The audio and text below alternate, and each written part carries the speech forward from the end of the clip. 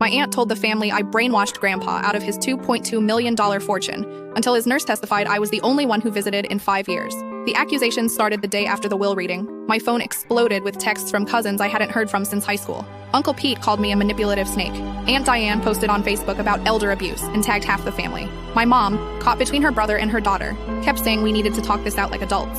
But here's what they didn't know. For 5 years, I visited Grandpa every single Tuesday and Thursday at the nursing home.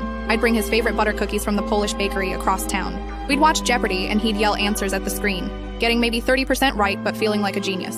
When his roommate died, I sat with him through the night because he was terrified of being alone. When he got pneumonia, I was the one holding his hand at 3 a.m. while he struggled to breathe. The rest of the family? They had excuses. Always excuses. Aunt Diane lived 20 minutes away but was too busy with her book club and yoga classes. Uncle Pete claimed work kept him tied up, though his Facebook showed plenty of golf outings. My cousins were pursuing their dreams in other cities, as if Grandpa's loneliness should wait for their convenience.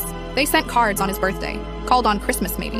That was their version of family devotion. Grandpa wasn't senile. His mind was sharp until the very end. He knew exactly who showed up and who didn't. He'd mention it sometimes, quietly, like he didn't want to burden me with his hurt. "Your aunt says she'll visit next week," he'd say. Next week never came. After the first year, he stopped believing their promises. After the second, he stopped mentioning them at all. When he got sick last fall, I moved into the nursing home's family suite for 2 weeks. I bathed him when he was too weak to do it himself. I changed his sheets when he had accidents. I read him the newspaper every morning because his eyes had gotten too bad. The nurses knew me by name. They brought me coffee and thanked me for being there. The day before he died, Grandpa asked his lawyer to visit. He changed his will, leaving me everything except $50,000 split among the rest of the family. "They can have enough for a nice vacation," he said, since they always seemed too busy for anything else. The lawyer witnessed it. 2 nurses witnessed it. Grandpa was completely lucid, cracking jokes about finally getting the last word.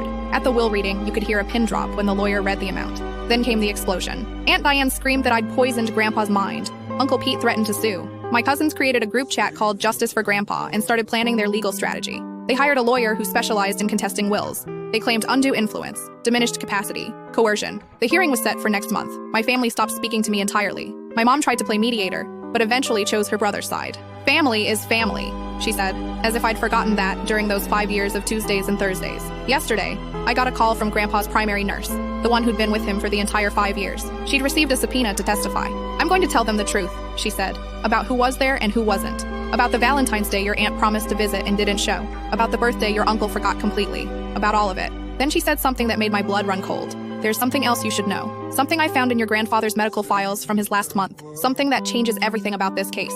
I couldn't fit what happens next in this short video. Watch the rest down below.